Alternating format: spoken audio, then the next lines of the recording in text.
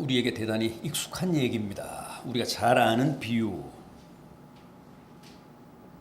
달란트 비유입니다. 누가복음에도 이와 비슷한 얘기가 나오죠. 문화 비유잖아요. 그러나 자세히 보면 마태복음에 나오는 이 달란트 비유와 누가복음에 나오는 문화 비유는 다릅니다. 우선 화폐 단위가 마태복음에는 달란트고 누가복음에는 문화잖아요. 또 여기 달란트 비유는 주인이 종 세 사람에게 이렇게 달란트를 5달란트, 2달란트, 1달란트 이렇게 맡기는데, 문화 비유에는 종이 3사람이 아니라 10명이 등장합니다.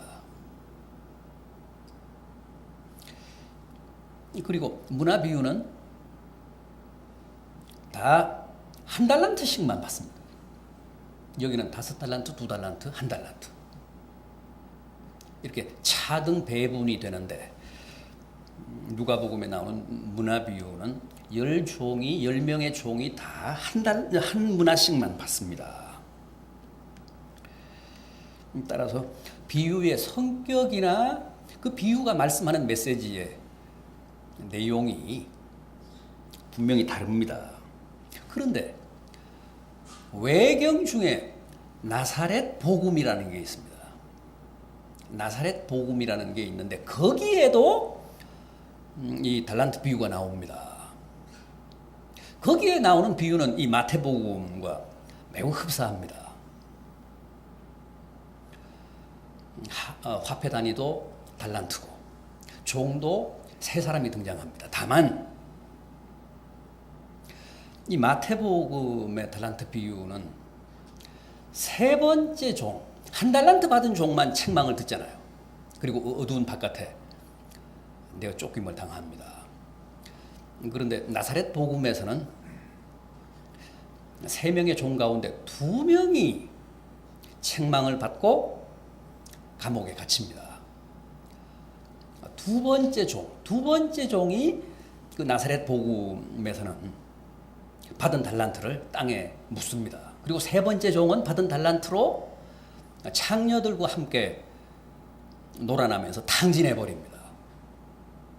그래서 2번째 종은 엄한 책망을 받고 땅에 묻어두었던 종. 그 다음에 3번째 종, 그걸 다 허비하고 탕진한 3번째 종은 감옥에 갇힙니다. 그 부분만 이 마태복음의 내용과 좀 다를 뿐, 나사렛 복음에 나오는 달란트 비유와 이 마태복음의 달란트 비유가 매우 흡사합니다. 자, 그럼 오늘 이 본문의 내용을 좀 더 구체적으로 보겠습니다. 어거스틴은 이 비유를 이렇게 풀었습니다. 주인은 누구라고요? 주님. 달란트를 받은 종은요, 우리 믿는 사람들. 주인이 먼 나라로 여행을 갔다고 했잖아요.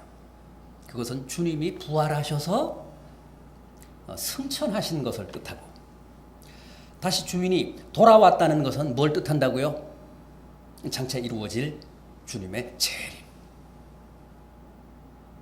그리고 돌아온 주인이 종들하고 결산하잖아요.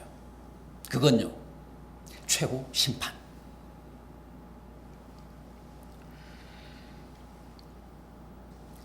주인이 5달란트, 2달란트 받은 자들을 칭찬하면서 잔치에 참여하라 그러잖아요. 그 잔치는요, 천국 잔치. 저 1달란트 받은 종을 바깥 어두운데 내가 쫓으라. 그 1달란트 받은 종이 내어 쫓김을 당한 바깥 어두운 곳은요, 지옥. 대개 우리도 그렇게 해석하잖아요. 그렇게 이해를 하지 않습니까? 어거스틴의 전통을 따라서 대개 이 달란트 비유를 그렇게 주석을 합니다. 그런데 문제는 이 달란트 비유가 오랫동안 비판을 받아왔습니다. 뭐 절대 다수로부터 지지도 받았지만은 비판을 받아왔습니다. 왜요? 우선 주인이 세 사람의 종에게 똑같이 배분하지 않았다는 거죠. 한 사람에게는 5달란트, 또 한 사람에게는 2달란트, 또 한 사람에게는 1달란트 줬잖아요. 이게 분배균등의 원칙에 어긋난다는 겁니다. 기회균등의 원칙을 어겼다는 거죠.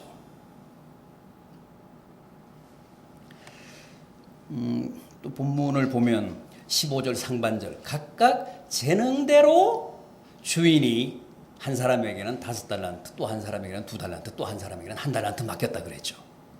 여기에는 이미 인간 차별이 전제됐다는 거예요.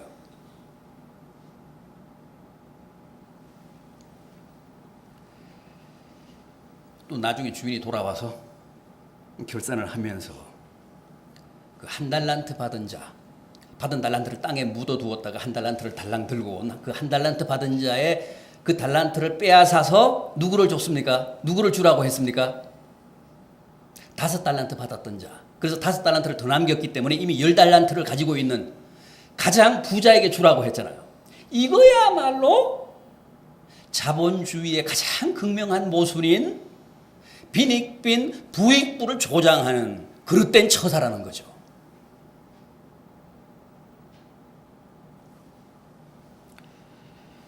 어떻습니까? 맞습니까? 정당한 비판입니까?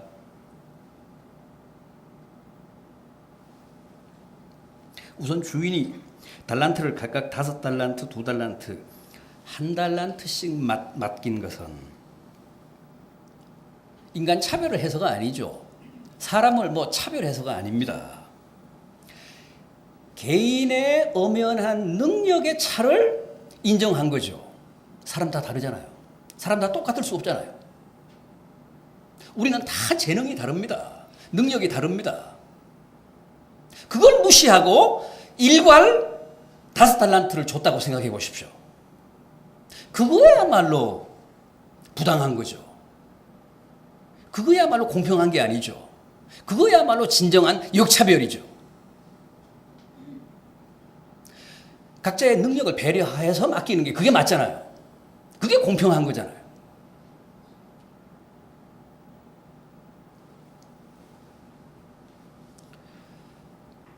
각자의 개인 차를 이 주인은 사려 깊게 배려한 겁니다. 절대 인간 차별한 게 아닙니다.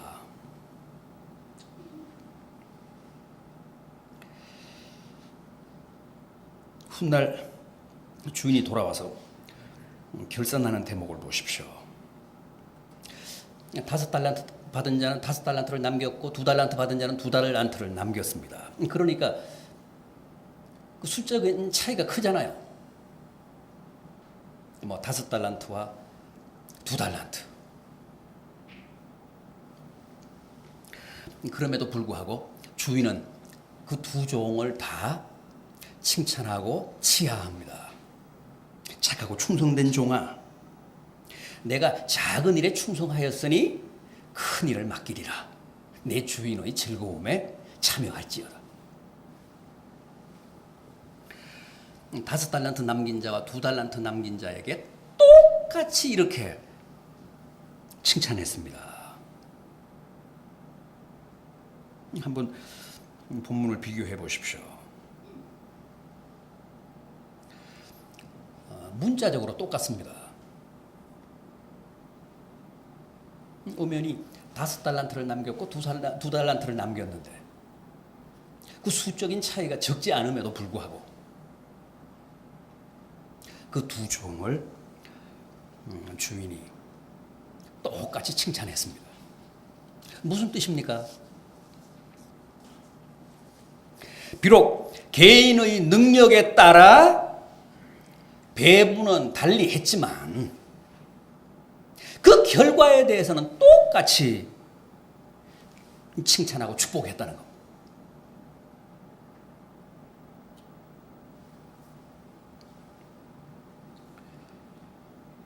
그런데 이 비유에서 우리의 가장 주목을 끄는 사람은 뭐 5달란트 남긴 자나 2달란트 남긴 자가 아니라 누굽니까? 1달란트를 달랑 그 주인에게 내놓은 마지막 3번째 종. 주인과 결산할 때 이 1달란트 받은 자가 주인 앞에 나가서 뭐라고 했습니까? 주인이여, 24절을 보면 주인이여, 주여, 당신은 굳은 사람이라 심지 않은 데서 거두고 해치지 않은 데서 모으는 줄을 내가 알았으므로 두려워해서 당신의 달란트를 땅에 가만히 묻어두었었습니다. 이게 무슨 말입니까? 당신은 굳은 사람이다. 당신은 강한 사람이다라는 뜻입니다. 그래서 내가 두려워했다고 합니다. 당신은 굳은 사람이라 내가 두려워했습니다. 당신은 강한 사람이라 내가 두려워했습니다. 주인이 돌아와서 냉혹할 정도로 그간의 종들의 삶의 내용을 심판했다는 점에서는 두려운 사람 맞습니다. 적당하게 주인은 넘어가지 않았습니다. 엄정하게 그간의 종들의 삶을 심판했습니다. 그 점에서는 주인이 무서운 사람이라는 사실이 옳습니다. 그러나 심지 않은 데서 거두고 해치지 않은 데서 모은다? 이 말은 이상하잖아요. 이건 무슨 뜻입니까? 날강도라는 뜻 아닙니까? 조폭이라는 말 아닙니까? 어떻게 심지 않고 거두고 해치지 않은 데서 모읍니까?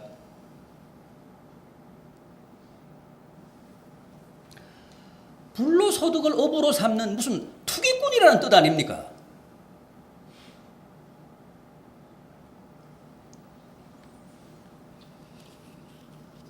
얼마나 터무니없는 오해고 모함입니까? 주인의 반응을 보십시오. 26절입니다. 이 악하고 게으른 종아, 그래 너는 내가 심지 않은 데서 거두고 해치지 않은 데서 모으는 자인 줄 알았느냐?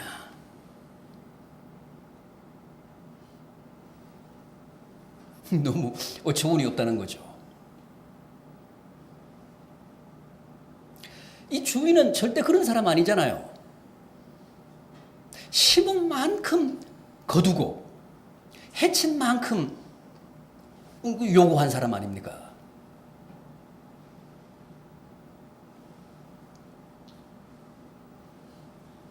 또 보십시오. 종이 뭐라고 했죠? 보소서, 당신의 것을 가지셨나이다. 이 말도 참 희한합니다. 내가 언제 당신의 달란트를 허비한 적이 있습니까? 당신이 내게 준 원금을 고스란히 돌려드렸지 않습니까? 아니, 그러면 된 거 아닙니까? 뭘 더 바라십니까? 당신이 내게 주신 것을 이제 당신이 되돌려 받으셨나이다. 그걸로 만족하십시오.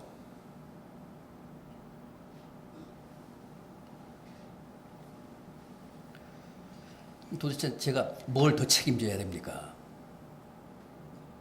다른 종들처럼 많이 남기지는 못했지만 그렇다고 손해 끼친 거 없지 않습니까?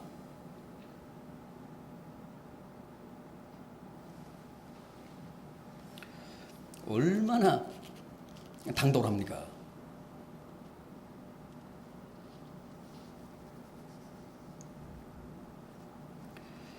요즘 같은 불경기에 뭐 굳이 잘한 것은 없지만은 그렇다고 제가 못한 게 뭐가 있습니까?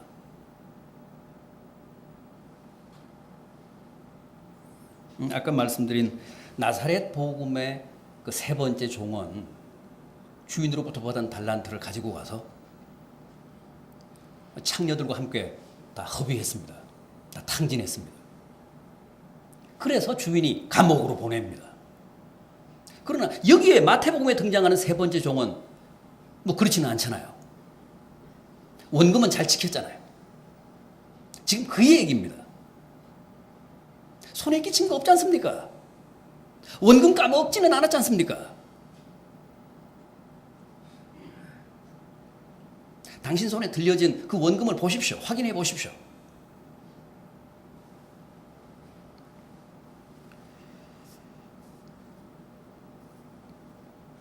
이 세 번째 종의 잘못은 뭘까요? 본인의 변명 맞다나 정말 주인에게 손에 끼친 건 없지 않습니까? 그런데도 주인은 신랄하게 비판하면서 그 한 달란트마저 빼앗아 10달란트 가진 자에게 주고 이 악하고 게으른 종은 어두운 바깥에 내치라. 왜 이렇게 분노하신 겁니까?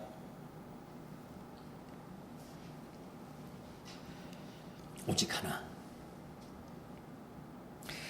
주인이 장사하라고 달란트를 맡겼음에도 불구하고 이 종은 아무것도 하지 않았다는 겁니다.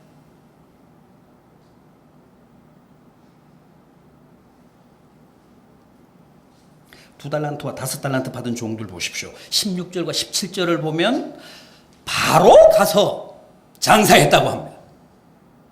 무슨 뜻입니까? 그 사람들이 무슨 장사하지 못해서 환장한 사람들이라는 뜻이 아니고 주인이 뭘 원하는지, 주인의 뜻이 무엇인지 그걸 깊이 이해하고 거기에 바르게 응답했다는 뜻입니다. 지체하지 않고 고민하지 않고 미뤄두지 않고 바로 가서 즉시 가서 장사했다는 거예요. 주인은 그걸 원했던 겁니다. 그렇게 살기를 주문했던 겁니다. 그 사실을 5달란트 받은 자, 2달란트 받은 자는 알았습니다. 그래서 거기에 응답한 겁니다. 부응한 겁니다.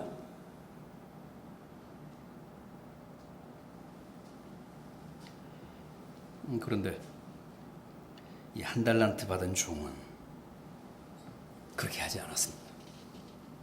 주인의 뜻이나 의도와는 상관없이 제멋대로 해석하고 제멋대로 생각하고 제멋대로 살아온 겁니다. 자기에게 달란트를 맡긴 주인의 뜻과는 무관하게 살아왔습니다. 그게 틀렸다는 겁니다. 그게 잘못됐다는 겁니다. 우리는 다 주인의 종들이잖아요. 종은 주인의 뜻을 잘 헤아려서 주인의 마음에 들게 살아야 합니다. 그게 종의 본분입니다. 그게 종의 사명입니다. 그걸 무시했다는 거예요. 종인 주제에 주인의 뜻은 무시하고 자기 멋대로 살았다는 거예요. 자기 편리한 대로 살았다는 거죠.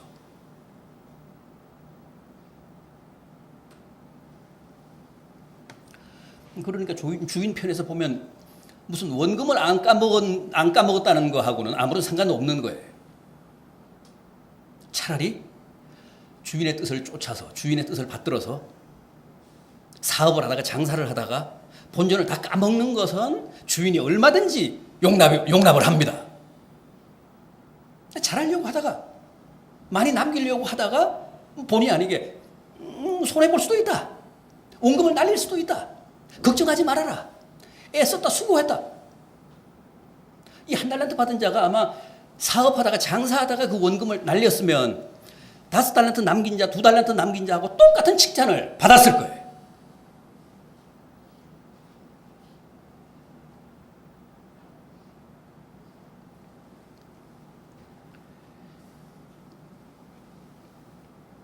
주인의 추상 같은 심판을 보십시오. 28절을 보면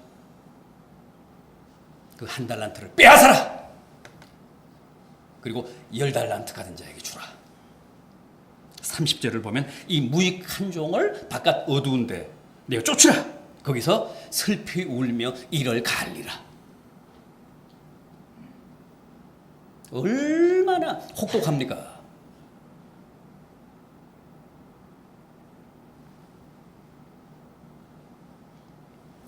이게 바로 받은 달란트를 땅에 묻어둔 자의 최후입니다.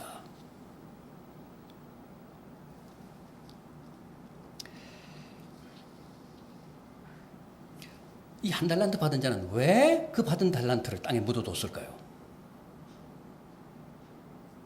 왜 그런 선택을 했을까요?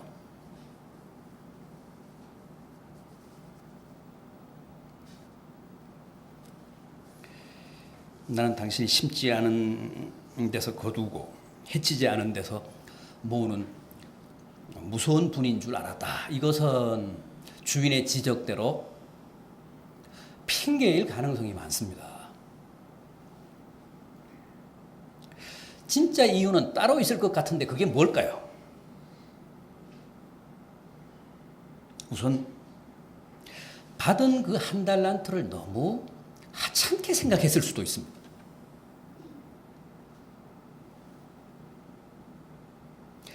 자기가 받은 한 달란트를 과소평가한 겁니다. 자기의 달란트에 대해 평가절하한 겁니다.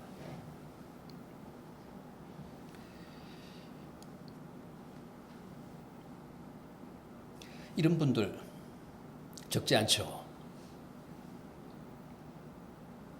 달란트가 뭘까요?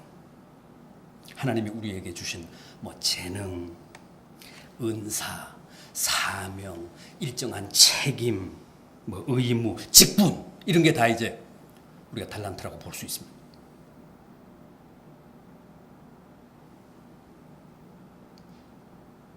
자기에게는 달란트가 없다거나 또 받은 달란트를 우습게 여기며 그냥 방치해 두고 계신 분들 없지 않은데, 그러면서도 아무런 위기의식이 없어요. 아무런 문제의식이 없습니다. 그게 정말 심각한 부분입니다. 우리는 다 종이고 주인이신 주님이 2012년 올해도 우리에게 다 달란트를 주셨습니다. 능력에 따라, 재능에 따라 우리에게 다 달란트를 주셨습니다. 어떤 사람들은 그 달란트를 받자마자 가서 열심히 장사하는가 하면 또 어떤 사람들은 아무런 개념이 없죠. 의식이 없죠. 깔끔하게 땅에 묻어둔 채 어느덧 연말을 맞았습니다.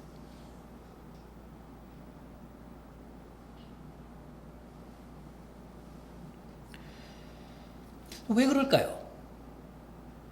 심각하게 생각을 안 하는 거죠. 하찮게 생각하는 겁니다. 대수롭지 않게 생각하는 겁니다. 이 한 달란트 받은 자도 아마 그랬을 것 같아요.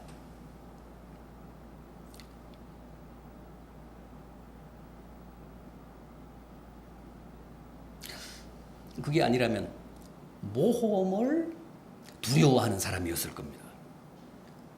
희생에 대한 두려움이 있어서 그랬을 겁니다. 장사가 쉽지 않잖아요. 요즘 같은 때 무슨 수익을 내기보다는 손해보기 십상이잖아요. 뭔가를 하다가. 그게 이제 두려운 거죠.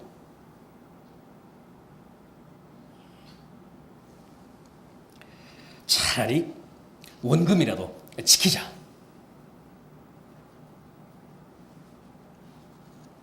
희생이나 이제 모험이 두려워서 고의적으로 회피했을 수도 있습니다. 그렇지 않습니까? 어떤 일도 어떤 장사도 무슨 헌신 없이 모험 없이 결단 없이 자기 희생 없이 가능한 것은 없습니다. 그게 용납이 안 되는 거죠. 그래서 그냥 받은 달란트를 땅에 묻어뒀을 수도 있습니다. 또 하나 더 든다면 불신앙 때문일 수도 있습니다.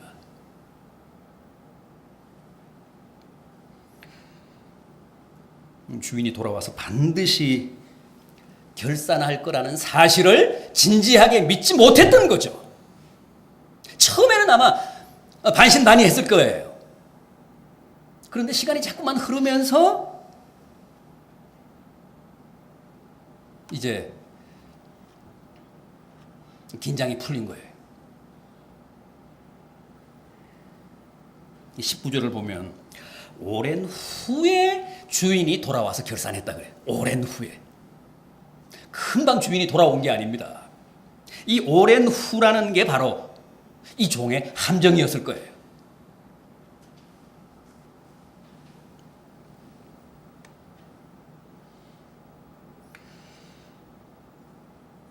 주인은 약속대로 돌아왔습니다.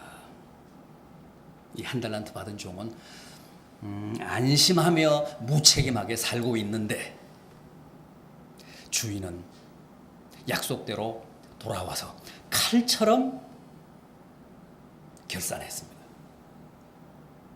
다만 오랜 후에 돌아왔습니다.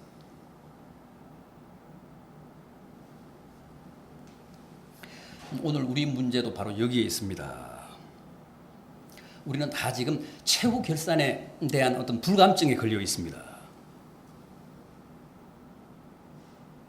내가 받은 달란트에 대한 주님과의 결산을 거의 의식하지 않고 실감하지 못하며 살아가고 있습니다. 내성이 생겨서 그렇습니다. 오신다 그러면서도 계속 지금 시간은 흘러가고 있으니까 다시 재림하시고 다시 오신다고 하신 주님이 지금 2012년이 지나도록 안 오고 계시잖아요. 내성이 생겼어요.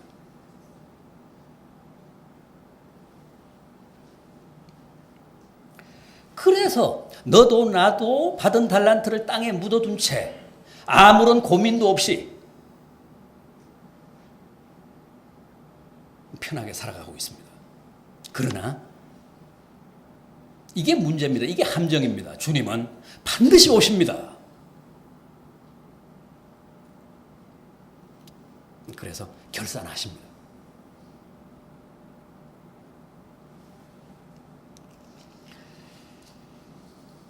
올 한 해 여러분들은 자기의 달란트를 어떻게 관리하며 이 연말까지 오셨습니까?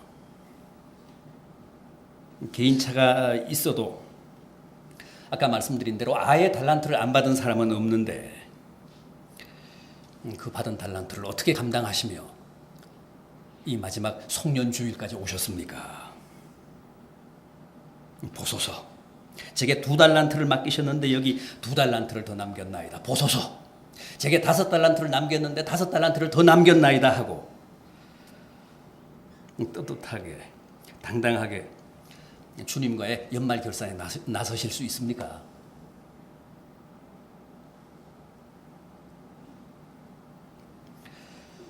자주 말씀드리지만은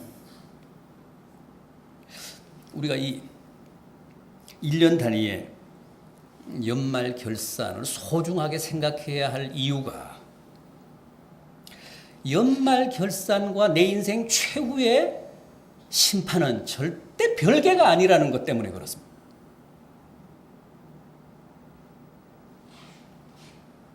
연말 결산의 연장이 최후의 심판입니다.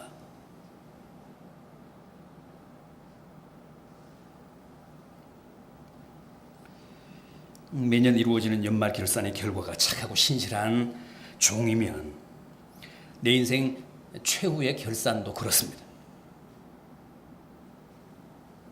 그러나 연말 결산의 결과가 악하고 게으르고 무익한 종이면 최후 결산도 역시 그럴 수밖에 없습니다.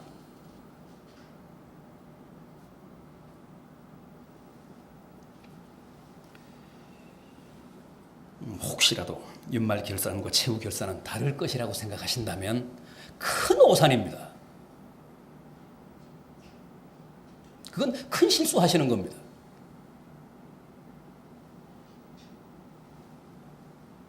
일 년 단위의 결산이 좋아야 최후의 결산이 복되다는 사실 꼭 기억하십시오. 잘하였도다 착하고 신실한 종아, 내 주인의 즐거움에 참여할지어다. 이 얼마나 복되고 아름답습니까? 우리는 매년 주님께 이런 말씀, 이런 결산을 들어야 합니다.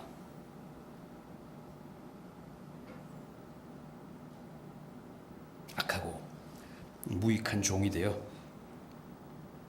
춥고 어두운 바깥에 내어 쫓기는 한 달란트 받은 종, 얼마나 비극적입니까? 부디 우리 푸른교회 성도들은 다 주님의 뜻을 깊이 헤아려서 그 주님의 뜻에 가장 아름답게 그리고 최선으로 응답하고 부응하는 5달란트 받은 종, 2달란트 받은 종들이 되시기를 진심으로 기원합니다.